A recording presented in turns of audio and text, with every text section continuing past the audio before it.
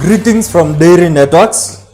We are here at House of Hope Dairy Farm, still covering about their dairy journey, and they have a very amazing dairy business model. And like most of us, or most of the farmers who will milk directly, take the milk to the market, or probably sell it to the cooperative or wherever you take it. For them, they add value to their milk. And the way they add their value is, number one, to maintain their clientele. They make sure that they sell pasteurized milk. Their fresh milk is always pasteurized. That one is also it's a requirement also by the government. Number two, they also make their yogurt. Now, what are these processes that milk has to undergo? Remember, in our previous video, we were able to cover their milking session. But after the milking, what really happens? And that's what Mkulima Moses will help us to break down. Thank you so much. Karibu tena to House of Hope Dairy Farm. So this is our small processing area where once the milk comes from the dairy farm or from the milking parlor, then it comes to this side. We have a team that works here. We have invested in some machines here that helps us, or some equipment here that helps us to add value to the milk, which I'll show us how it works. Before you show us the machine, there's something very interesting you are trying to put across, that there is a team that did the milking. They handed over to the production team. Mm-hmm. Is there any exchange of maybe paperwork for traceability purposes? Oh, yes. So what happens is that once we finish milking, the team that is milking will do their calculations, their totals, and then they'll hand over the milk to the team that does the production. They'll confirm the totals. We use kilograms. We have a machine that just weighs the kilograms. They'll confirm the kilograms, and then from there, that's when now they'll make a determination of where the milk goes. The first priority for us is our school, the school kitchen. We'll pick the number of kilograms of milk needed for the school kitchen, and then from there we'll decide on based on the day's production how much liters of milk will be sold as fresh milk and what will be made into yogurt and mala. Now, what is this process this milk has to undergo in this process? Because I can see some like 4 machines here. What are these processes that the milk has to undergo? And what is the importance of each and every process? Well, first of all, the major equipment that we have here, first one, I think, is our pasteurizer. When milk comes, raw milk is pasteurized. That is the indirect heating of milk. We'll put, this is a 200-liter pasteurizer.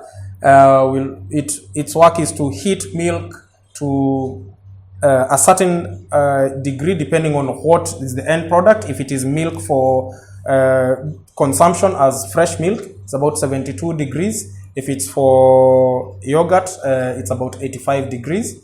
And so the work of this is to indirectly heat milk. You place water inside this jacket, and then you place milk inside the drum. So the water is heated, then it heats the drum. Before we used to use this was a 3-phase electricity machine, which means quite a lot of electricity that it will use. It's about 9 kVA. So each element uses 3 kVA. But as our dairy farm grew and the cows grew, and we have a biogas, we have a 124,000 liter biogas plant. And as we got more manure from the cows and we got the biogas levels grew, we piped the gas to the pasteurizer, and so we use the biogas to heat the water, which heats the milk. So by doing so, we reduced on the cost of production there. Like how many units of electricity will this pasteurizer use? I can say, I think being a 3-phase 9 kVA, we are usually I think in electricity we say 1 kVA is 1 unit per hour. So 9 kVA is 9 units per hour. So if this one would run for maybe 4 hours, you're talking about 32 units or 36 units per day. So you can imagine in a month. That's crazy. That's over 1,000. Yes, exactly. So you can end up paying quite a lot of money by processing. But now the 200, you will pasteurize the 200 liters of milk within an hour. Yes, about 1.5 hours, and then what you do is that you need to drain all the hot water, put in very cold water. That's why we have these freezers. We put very cold water there. Then you'll run cold water through, and then it will drop and then you keep stirring the milk. It will drop the temperature of the milk to about 30 degrees. When it drops to about 30 degrees, it's safe now to enter this. This is the cooler. Before you even go to the cooler, what is the importance of milk pasteurization? Oh, yeah. And can I drink directly that pasteurized milk? Yes, pasteurized milk is safe milk because by boiling it to indirectly heating it to 72 degrees, you kill all the harmful bacteria, but you still remain the good proteins. You don't kill off all the proteins. You don't rapidly boil it like we do in the house, so you're able to still maintain good proteins that are necessary in the milk. So by heating it to 72, then cooling it to about 30 degrees, that milk is now safe to enter the cooler, because the cooler is like a fridge. You can't just throw in very hot milk. So once we're able to know that, even if we removed the 3-phase electricity, we still maintained a small box there that gives us the temperature. So the temperature will tell us it has dropped to good levels, and then now we'll come here. No. Yes. In this, the electricity, you'll pasteurize your milk within 1.5 hours. Yes. With biogas, it's the same duration. It's the same. All it was affected. Actually, the biogas kind of does it slightly earlier, slightly faster. The one thing with biogas, because it's gas that you really don't pay for, if you look at it like that, you kind of like let the water boil before you finish milking. So you can put some water inside here, because you can't boil this without anything inside. So you let it run for some time. So this water inside the jacket heats up. So when you bring in the milk, it doesn't take long, because also you don't want your milk to boil for so long. Evaporation, you get to lose quite a lot, and also the texture of maybe for somebody who has been around milk for long, when you taste the end product, you can know milk that was burnt for very long. What is the difference between directly heating the milk and indirectly heating the milk? Mainly being able to get that good point of like 72 degrees gradually at a good phase, instead of directly run so fast and you find milk pouring. This one you can never find that issue of milk at imejaa imefika imeanza kumwagika. And also you don't denature the proteins. Exactly. The proteins are still kept. Now, this is now the cooler. Yes. What is the importance of these? Now, what we do, the cooler, basically as it says, it chills the milk to a temperature which is conducive for maintaining so that milk cannot go bad. Inakuanga temperature mzuri ambayo maziwa haiharibiki. At what temperature? So now what happens when you put milk here, it will run until it takes it to 4 degrees, then maintains it between 4 and 6. So the cooler does two things. One, ni fridge, it brings it down to the temperature. The temperature you can see up there is right now it says 5.8. So it maintains it, brings it down to 4, then maintains it between 4 and 6. But apart from cooling the milk, it also agitates the milk. That's the reason why we have this motor, and we can see here it's agitating the milk. So the milk, the consistency is always the same. Nothing settles down or like that, because ukiweka maziwa kwa kibuyu na ikae kama 2, 3, 4, 5 hours, you find like it starts separating.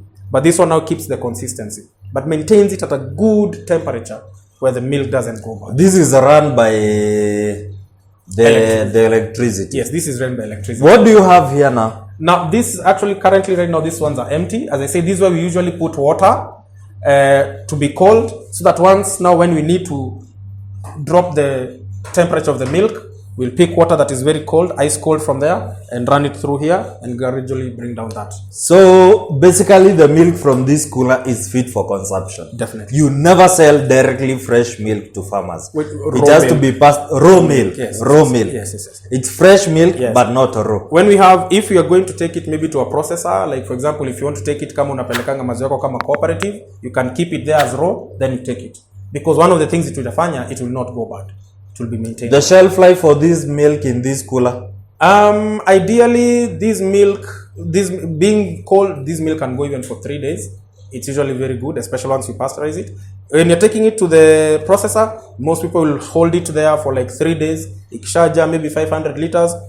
This the capacity is 500. This 500. Then you can put in 10 milk chans. Processor. Now, when I get milk out of that pasteurizer and I store it maybe in a container or at the room temperature, we need to increase the shelf life as compared to the raw milk.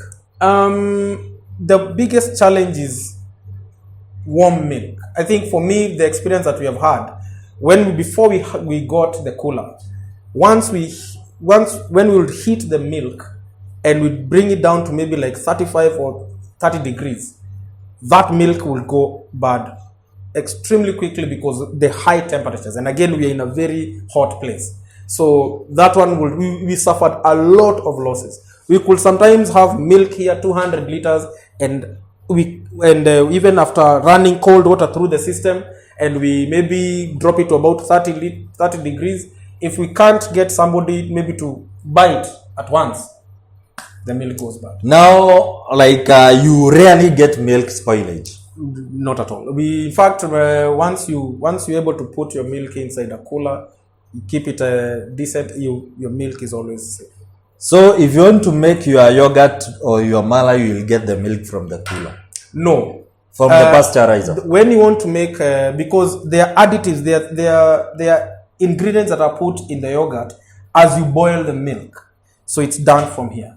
So for the yogurt, and just like how you'll make it even a simple 1 liter of yogurt at home, this one you'll put milk inside here, and then you'll heat up the milk to about 50 degrees, put in the ingredients, the sugar and the starches and the stabilizers, keep mixing it, take the temperature up to 85. Once you take it up to 85, you want to probably bring it down as fast as possible. If it is yogurt, to about 44 degrees, 43 degrees. If it is mala, to about 22 degrees on 20 degrees.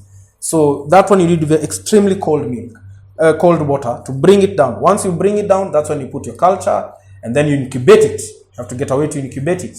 So different people have different methods. Then you get to incubate it for a set number of hours, depending on what you're making. Yogurts are incubated for maybe 6 hours or 7 hours. Malas are incubated for about 16 or 17 hours. And then from there, that's when now, if there are flavors to put, you put flavors at the end of that. Now, when you make this mala, yogurt, where do you normally sell them from? You sell to shops or you just sell it here at the farm? Well, at our farm, we have a small outlet where our neighbors come to collect. We are still growing, so we are doing something small. We just, for what we're able to produce for that day, we have a small outlet here at the farm, and people usually pass by, and our neighbors will come and pick something. And most of them will usually have booked. So when we are making, we know it's for so and so, it's for so and so.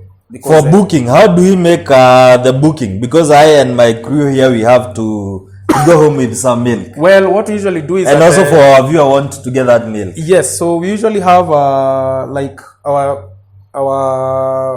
most of our neighbors will make a phone call to the shop. And then they can make a booking. By booking, they make a payment via till number. That one at least helps us now to be able to prepare for them. And then they pass by as they are going home. Pick. Maybe you can share the contact with our viewer. Oh yes, for the shop, I don't have it offhand, but I can check it from my phone. Sorry about that. It's for shop. It's 0713 109 949. That's for the shop. A small outlet that we have at the farm where whatever we produce that day, it's sold. I think the one thing that our neighbors, being in the city, our neighbors know that we are in the city, so they appreciate the fact that we have a small. There's a farm. They get something that they know, as they usually say, tunajua pali maziwa yetu imetoka, tunajua kwamba it's being handled well, and something like that. Wow, that's quite a journey. Now we'll have a walk, because I can see the shop, it's a walking distance. We'll have a walk and maybe go and spend some time there in the shop. And I'm sure we'll have some 2 or 3 advices to our viewer regarding the milk sales. And we have highly appreciated the way you have put the protocols in the farm. We have the milk production team, we have the value added production team, and now we have the sales team. That's a quite good job. Yeah. Well put, everyone knows the job. The place is very clean, the hygiene. everything you have observed. It's one milk, even the raw milk, you'll be tempted just to have a sip. I think the one thing that we've been trying to do is to work as a team. Every part of the value chain does their part to help us accomplish what we set out to have, at least quality milk, safe milk that is hygienically handled, and also something that is nutritious for our families.